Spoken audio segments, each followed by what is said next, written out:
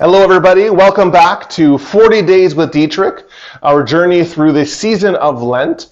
It is my hope that you're enjoying this journey together. I know that I am. Our passage today is taken from that compilation of Bonhoeffer's writings called The Testament to Freedom.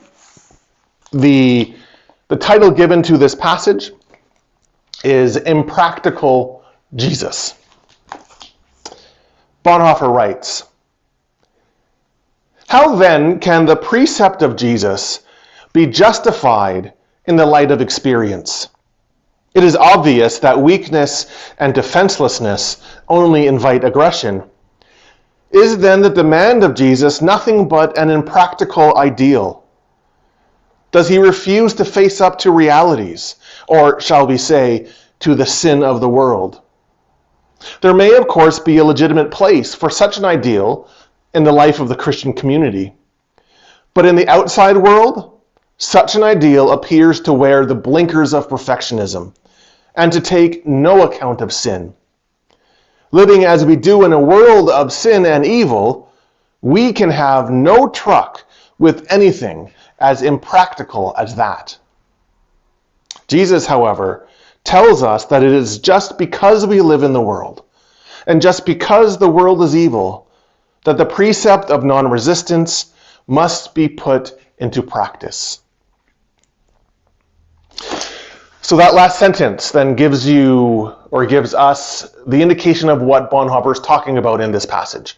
That begins by saying, how could the precepts of Jesus be understood? And you might think, well, what is he talking about? Well, he's talking about pacifism, non-resistance, the way of non-violence. For Bonhoeffer, pacifism, he was a devout and passionate pacifist. Despite his involvement in the plot to assassinate Hitler later on, he never actually gave up that pacifism or that call to non-resistance and his belief that that was the ethical stance that a Christian had to take against the violence of the world. And so that's kind of what he's talking about. And the question that he asks is, does the call of Jesus in regards to that, Bonhoeffer links pacifism with the Sermon on the Mount, turn the other cheek, go the extra mile, things like that. So does that call of Jesus, is that just impractical? Is that just completely out of left field, completely out to lunch? And I've actually heard people say that. Within the church and outside the church, as I've led Bible studies or book studies or things like that, and we've been talking about some element of Christian faith or spiritual life, and I've heard people say, well, it sounds nice, but it is completely unlivable, or it is completely unworkable today. It's impractical.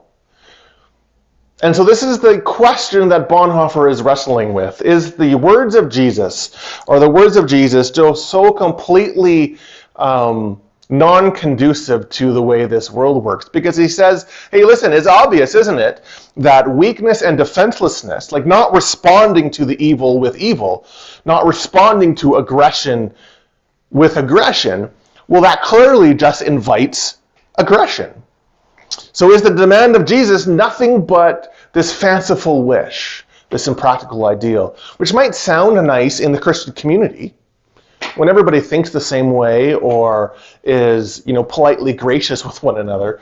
But as soon as we enter into the world outside of the Christian community, a world that Bonhoeffer here, and again, he's writing in the midst of Nazi Germany, which is, overrun with hurt and suffering and evil and tyranny, how is this at all possible? How is this at all practical for Christian people to live? And yet what Bonhoeffer wants to say is, it is because the words of Jesus are so completely countercultural. It's because of that they hold profound power for transformation. Right? It's because the call to turn the other cheek, it's because the call to forgiveness is so completely contrary to the way the world around us works, that it highlights the emptiness of that way. turning the other cheek, he says in later places, it highlights the emptiness of that of evil, and in doing so, it dethrones the tyranny. And so the call of Jesus is always a challenge for us because it stands in opposition with the way of life that this world often runs. So what Bonhoeffer says is, this challenging call to Jesus to forgive, to love our enemies, to be at peace with people, to turn the other cheek, or whatever it might be. It's not that Jesus is unaware of what the world is like. He's actually deeply aware of what the world is like. And because he is aware of what the world is like, it is because we are called to minister and to be the presence of Christ within this world that the challenge is to do as much as we can live out the words of Jesus. And so instead of thinking once we enter into those uncomfortable places, instead of thinking, well, this is just impractical, maybe we sit with it just a little bit. And we recognize that it is because Jesus is speaking from outside the systems of this world that word can challenge us. But it's precisely that challenge that brings transformation. God bless you as you journey through your season of Lent, and I look forward to seeing you tomorrow.